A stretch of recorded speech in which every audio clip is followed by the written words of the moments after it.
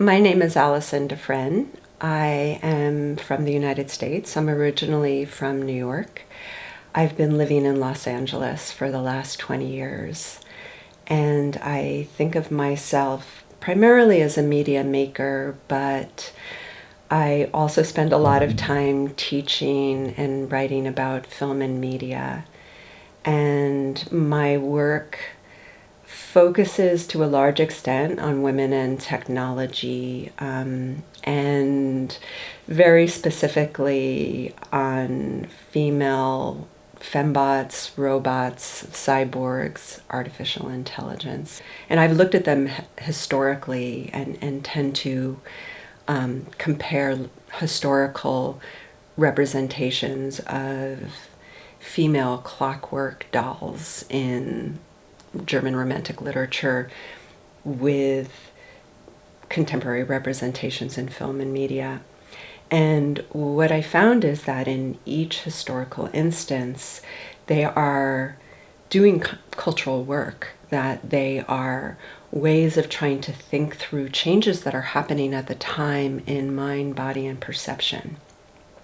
And I think if we just dismiss them as female objectification, we sort of lose all of that history, we lose all of that nuance, and we lose a really interesting opportunity for dialogue and discussion. And so in my work, I would say is feminist, and it's also troubling forms of feminism that I've encountered. I mean, in some ways, the kind of work that I do is a way of complicating the kind of feminist film studies that I encountered when I was in graduate school. When I began doing the kind of work that I do, I really had a feminist agenda. And as I proceeded, I found myself, because I've also interviewed robot fetishists and men who own sex dolls and people who make sex dolls, and I found, paying attention to what I was feeling, I realized, there were places where I could feel my feminist agenda kicking in. I could feel judgment. I also identified in some ways. There were ways that I could relate. And I would say in general, my approach to feminism is deeply rooted in what drives me in the world, which is primarily curiosity and empathy. When you have this cyborg object or this robotic, beautiful robot female, and you're immediately attracted to her because she's triggering your animal desire, and then you have to do a double take because you're getting turned on by a robot. That is you're simultaneously getting turned on, and your Judeo-Christian fear of intimacy with non-human objects is also being triggered, and it's producing a contradiction and a conflict that I think is really interesting. In Japan, because there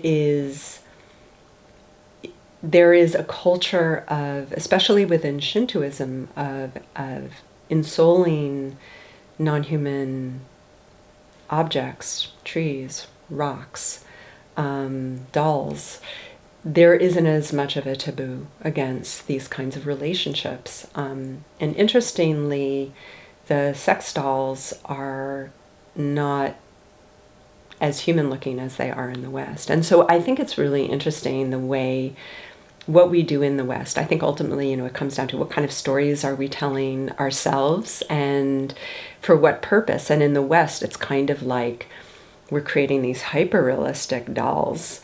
And in Japan, they don't, it's almost like these dolls have their own ontological status. They don't need to be human because it's okay to have relationships with them. With us, it's not okay to have relationships with non-human objects, so they must be very realistic.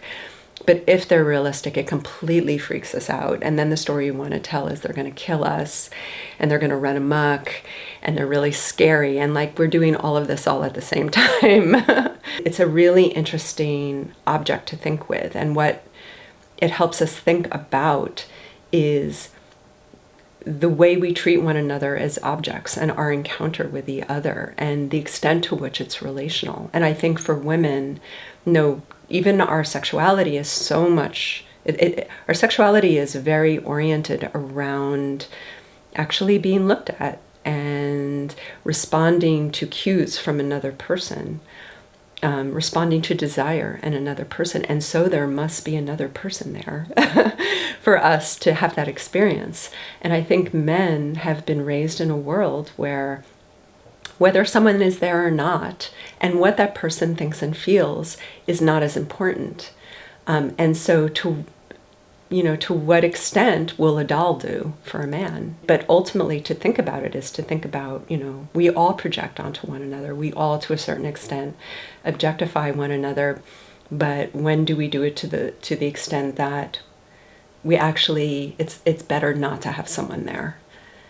This idea of being neutral or being curious or opening up what it is that you're looking at and exploring various interpretations, staying flexible, staying open, rather than being judgmental, rather than calling it out, rather than shutting it down. I think, that's an area of, I think, controversy in the way that people approach feminism. I would say that my feminism has been evolving over time, and I grew up in a pretty egalitarian, and at least on the surface, feminist household. I grew up with a mother who was a second-wave feminist, who read Ms. Magazine, who went to consciousness-raising meetings in Greenwich Village.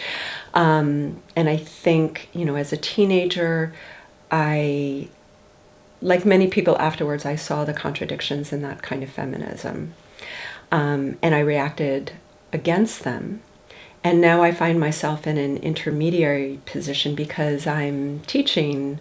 First I was teaching millennials, and now I'm teaching Gen Z, and I see their negativity toward those second-wave feminists that I critiqued when I was their age, and now I feel like I need to defend them because they did really important work.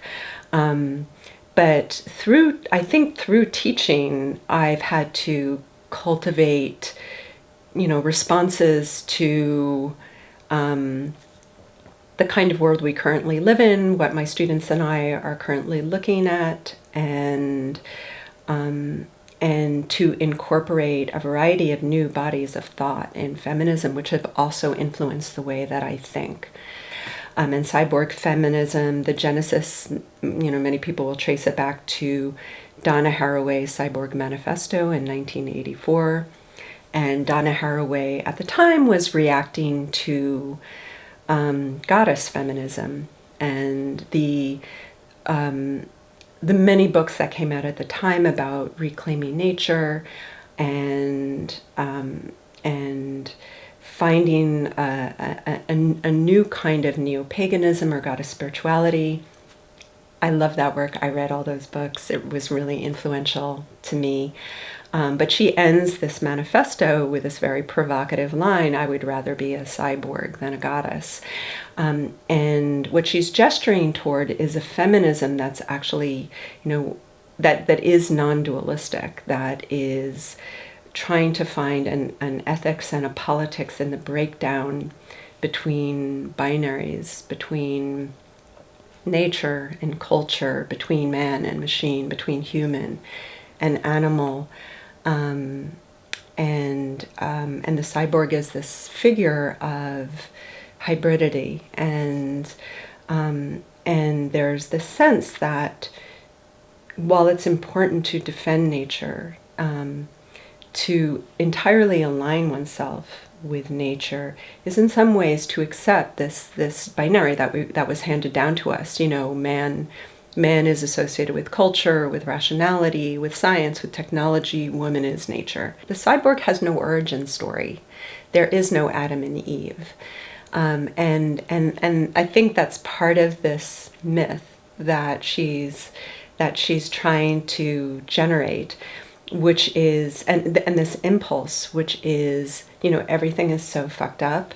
Let's go back to nature. Let's go back to some pre-lapsarian before patriarchy, and what she's trying to say is, and now she's writing a lot about what she uses this phrase, staying with the trouble. The solution is not to go back. The solution is to stay with what's happening right now.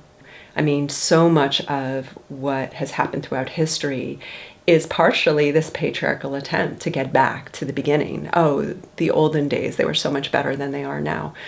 Ultimately, the issue always comes down to, and this is also why I like the Cyborg, to breaking down self and other, to break, even when the other is subjugating you.